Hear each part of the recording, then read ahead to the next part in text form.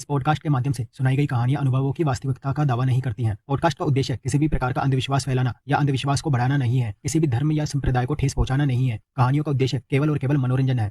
अब अपने कानों में हेडफोन लगा लीजिए और मजा लीजिए आज की कहानी का, क्योंकि कहानियों का जो मजा सुनने में है वो देखने में नहीं।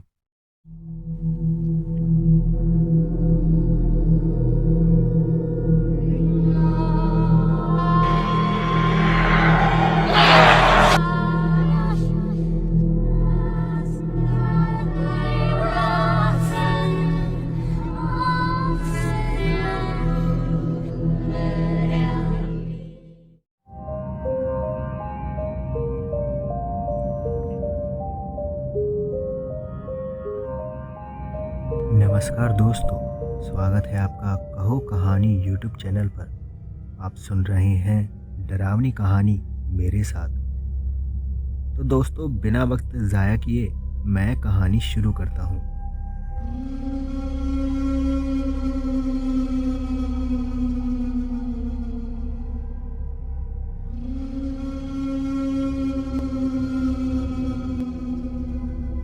ये कहानी उस वक्त की है जब मैं 22 साल का था। मैं तब दिल्ली में जॉब करता था। ये घटना उस दिन की है जब मेरे चचेरे भाई के यहाँ बेटा हुआ था। इसलिए ही मैं गांव अपने चाचा के यहाँ आया हुआ था। मेरे बाकी परिवार के लोग भी घर से गांव पहले ही आ चुके थे।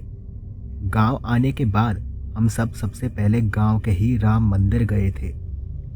अगले दिन चाचा जी के यहाँ कुआं पूजन का कार्यक्रम था। उसी के लिए सामान लाने की जिम्मेदारी उन्होंने मुझे और मेरे चचेरे भाई राकेश को दी थी। हम दोनों ही सामान लाने गांव से कस्बे के मार्केट आए हुए थे। चाचा जी ने हमें चलने से पहले ही समझा दिया था कि अंधेरा होने से पहले ही घर आ जाना, और अगर देरी हो जाए तो वहीं ही कहीं रुक जाना, पर घर फिर अगली सुबह ही आना। अंधेरा होने पर गांव के रास्ते की तरफ बिल्कुल मत चल देना।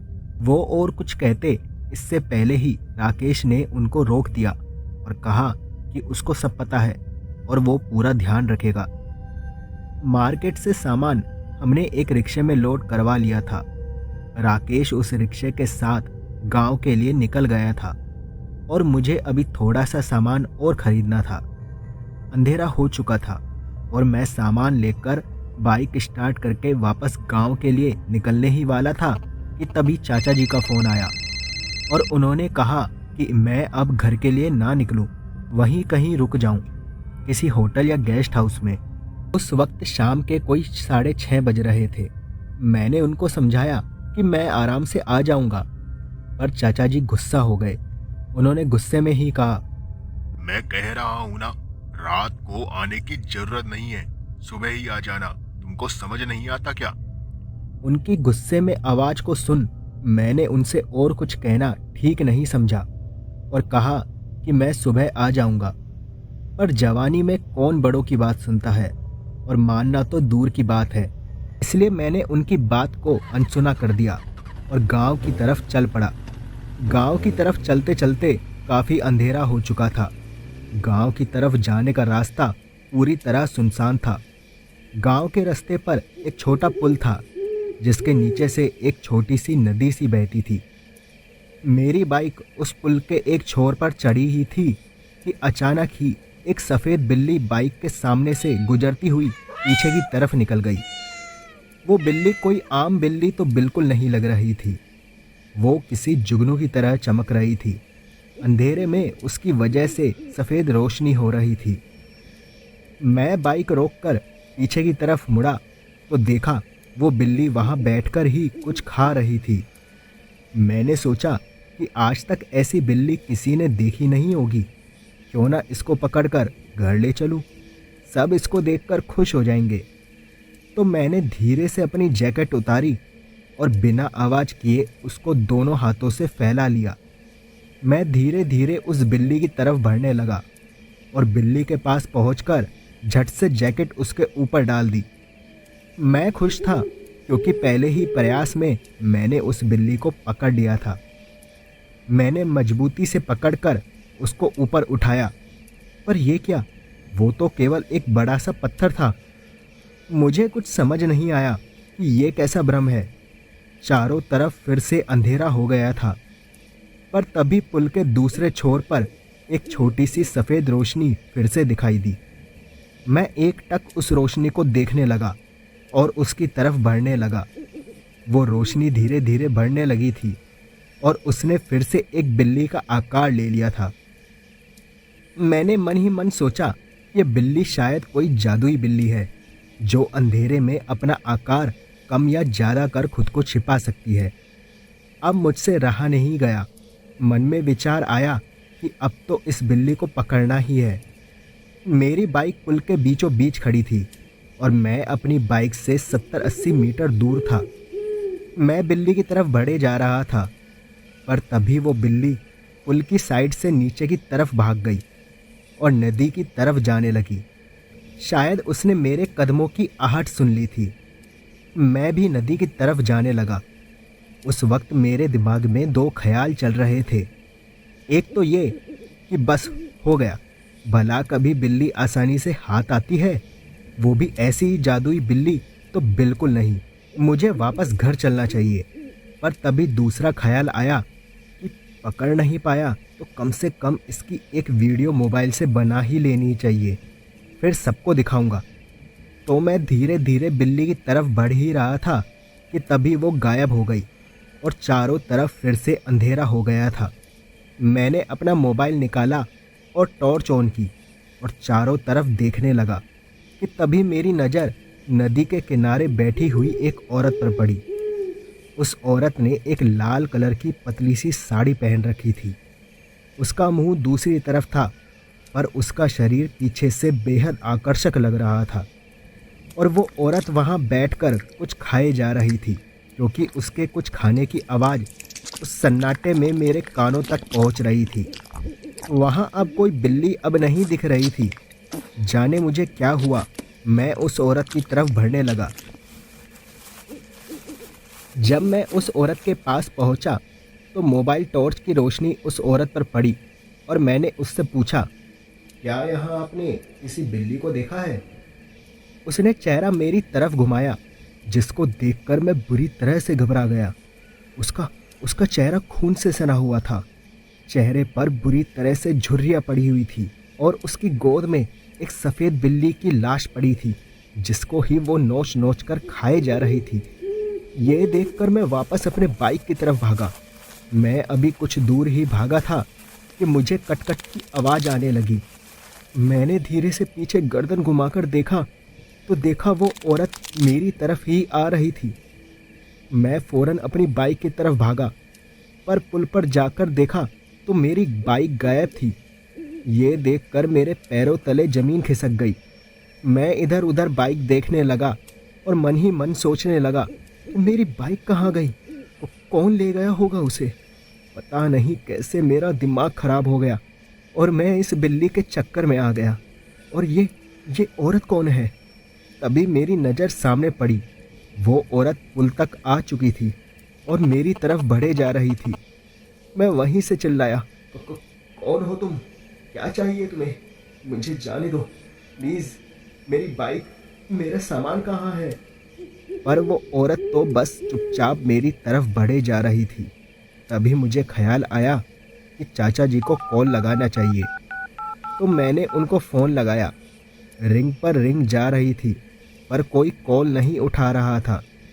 मैंने फिर राकेश को कॉल लगाया, तब भी रिंग ही रिंग जा रही थी और मैं घबराकर बड़बड़ाए जा रहा था, यार भाई फ़ोन उठा, प्लीज़ फ़ोन उठा।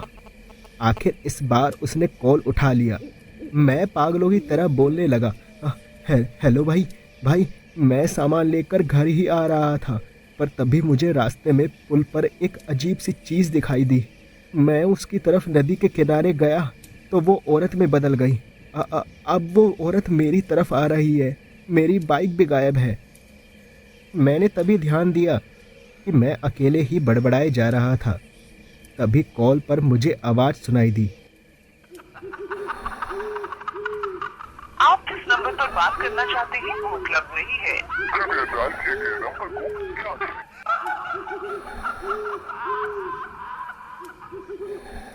ये सुनकर मेरी हालत और ज़्यादा खराब हो गई।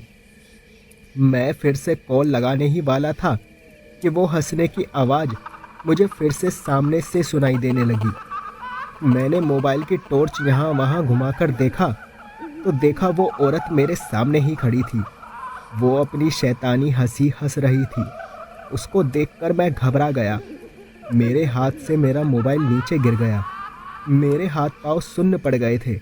मैं हिल भी नहीं पा रहा था। लग रहा था जैसे मुझे लकवा मार गया हो। वो औरत धीरे धीरे चलते हुए मेरे पास आ गई थी।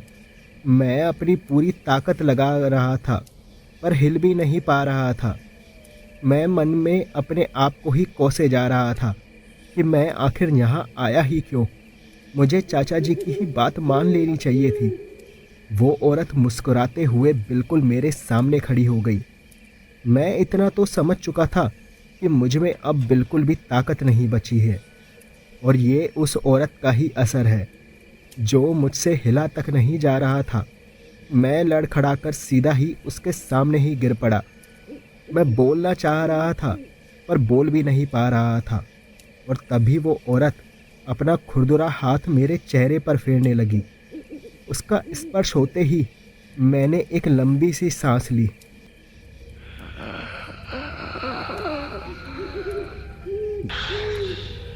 जैसे मेरी आखिरी सांस हो। मैं पूरी तरह से उसके बस में था। तभी उस औरत ने मुझे एक धक्का सा दिया और वो औरत मेरे पास ही नीचे बैठ गई। उस औरत ने मेरे बालों को खींचते हुए मेरा सर अपनी गोद में ले लिया। मेरा सर उसकी गोद में है ये महसूस होते ही मैं थर थर काँपने लगा। मेरी मौत मेरे नज़रों के सामने थी। मेरी हालत कसाई खाने के उस जानवर जैसी थी जिसको पता होता है कि अब वो मरने वाला है। कुछ ही पल में उसकी जान जाने वाली है। वो औरत अब अपने हाथों के बड़े बड़े नाखून किसी धारदार चाकू की तरह मेरे चेहरे और मेरी गर्दन पर घुमा रही थी। मेरा शरीर बेजान सा उसकी गोद में पड़ा हुआ था। ऐसा लग रहा था कि मुझे लकवा मारा हुआ है और मुझ में हिलने की भी ताकत नहीं बची थी। मेरा शरीर भी मेरे बस में नहीं था और अब वो औरत अपनी लंबी सी जीभ निकालकर मेरे चेहरे को चाटने लगी जैसे कोई जानवर अपने शिकार को खाने से पहले चाटता है। उस पल एक सनसनाहट मेरे पैर से मेरे सर तक दौड़ गई। मैं और भी ज़्यादा घबरा गया था। गर्दन काटने के बाद भी जिस तरह से जानवर थरथराता है उसी तरह मेरा शरीर थरथरा रहा था। मैं पूरी ताकत लगाकर उठना चाह रहा था पर उठ नहीं पा रहा था। मैंने महसूस किया मेरी नसें फूल चुकी है और मेरी धड़कन बहुत तेज हो चुकी थी। और तभी उस औरत ने अपना एक नाखून मेरी गर्दन पर खुरचते हुए मेरी गर्दन में घुसा दिया और तब एक दर्दनाक चीख मेरे अंदर ही दबकर रह गई। मैं अपनी हालत बयां नहीं कर सकता और तब मैंने सारी उम्मीदें छोड़ दी थी। मन बार बार कोस रहा था कि मैं यहाँ आया ही क्यों और वो औरत मेरी गर्दन से निकल रहे खून को चाट रही थी। मैं मन ही मन सोच रहा था कि इतना दर्द देने की जगह ये मुझे सीधा मार ही क्यों नहीं देती। और तभी मुझे उस औरत का हाथ गर्दन से मेरी छाती की तरफ जाता हुआ महसूस हुआ और तभी मुझे कुछ बहुत गर्म सा मेरी छाती पर महसूस हुआ। वो औरत अपने नाखूनों को रगड़ते हुए मेरी छाती पर ले जा रही थी और जैसे ही उसका हाथ मेरी छाती पर पहुंचा मुझे और ज़्यादा गर्म महसूस होने लगा जैसे कुछ जल रहा हो। उस औरत ने झट से अपना हाथ वापस खींच लिया। मुझे ऐसा लगा कि अचानक से मेरे अंदर एक शक्ति सी आ गई हो। मैंने अपने हाथ से छाती पर रखी उस तपती चीज़ को हटाना चाहा पर मुझे वो चीज़ जरा भी गर्म नहीं लगी। पर तभी मुझे ध्यान आया कि कल मुझे पंडित जी ने राम जी का एक लॉकेट अभिमंत्रित धागे के साथ पहनाया था। उस औरत ने जैसे ही उस डोरे को छुआ उसने मेरा सर गोद से झटक दिया और अजीब सी आवाज़ें निकालने लगी। मैं अब भी बेजान सा वहाँ पड़ा था। मुझ में अब भी बिल्कुल ताकत नहीं बची थी। वो औरत 2 कदम पीछे हटने के बाद फिर से 2 कदम मेरी तरफ बढ़ी जैसे अपने शिकार को एक बार फिर से मारने की कोशिश करना चाहती हूँ। पर मैंने अपनी बची कुची ताकत लगाकर उस लॉकेट को बाहर निकालकर हाथ से उस औरत के सामने कर दिया। उस लॉकेट को देखकर वो औरत दूर जाने लगी। वो औरत बार बार पलटकर मेरी तरफ देखती। ऐसा लग रहा था जैसे एक अच्छा शिकार उसके हाथ से निकल गया और वो नदी की तरफ बढ़ती ही जा रही थी। मैं वहीं बेजान सा पड़ा रहा। तभी मुझे एक बिंदु के आकार की वापस से वो सफ़ेद रोशनी दिखाई दी। वो रोशनी धीरे धीरे बड़ी होती जा रही थी। मैं फिर से छटपटाने लगा, पर तभी मैंने देखा वो रोशनी वही चमकती हुई बिल्ली थी और वो बिल्ली मेरे पास आकर मेरे तरफ देखे जा रही थी। मैं भी उसकी तरफ देखकर मुस्करा रहा था और फिर पता नहीं मैं कब बेहोश हो गया और जब मेरी आंखें खुली तब मैंने पाया कि मैं चाचा के घर पर था। सब लोग मेरे आसपास ही थे। सुबह हो चुकी थी, मतलब मैं पूरी रात बेहोश रहा था, पर मैं अब भी बहुत ज़्यादा कमज़ोर महसूस कर रहा था। मेरी गर्दन पर नाखूनों के निशान थे और एक गहरा घाव था। फिर चाचा जी ने सबको बाहर जाने को कहा और कमरा बंद कर कर मुझसे कहने लगे, मैंने मना किया था ना कि अंधेरा होने पर गांव मत आना, पर अब तुम समझ गए होगे कि मैं क्यों मना कर रहा था। कुछ साल पहले गांव में एक औरत रहती थी। जाने कहां से आई थी वो, और उसको एक बीमारी हो गई थी। वो हमेशा ही भूखी रहती थी और खाती रहती थी। धीरे धीरे उसका दिमागी संतुलन ही बिगड़ गया था। वो लोगों के घर में जाकर उनका सामान उठाकर खाने लग जाती थी। जब लोगों ने उसको मारकर दूर भगाना शुरू किया तो उसने छोटे छोटे जानवर जैसे कुत्ता, सूअर, बिल्ली को पकड़कर खाना शुरू कर दिया था।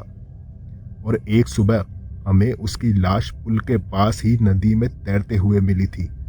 उस दिन के बाद से ही वो लोगों को दिखाई देने लगी और जो भी रात को उस रास्ते से गुजरता उसका वो शिकार कर लेती थी। 2-3 मौत के बाद गांव वालों ने भी रात को गांव के रास्ते से आना जाना छोड़ दिया था। सब दिन में ही गांव आते जाते हैं। कल जब कई बार कॉल करने के बाद भी तुम्हारा फोन नहीं लगा था तो मैं और तुम्हारे पिताजी गांव वालों को साथ लेकर तुम्हें ढूंढने चल दिए थे और तुम इस हालत में मिले। आगे से मेरी कोई बात को दोबारा मत टालना। अब तुम आराम करो। इतना बताकर चाचा जी बाहर चले गए। इस घटना को अब 4 साल बीत चुके हैं, पर आज भी उस रात का डर मेरे जहन से नहीं जाता।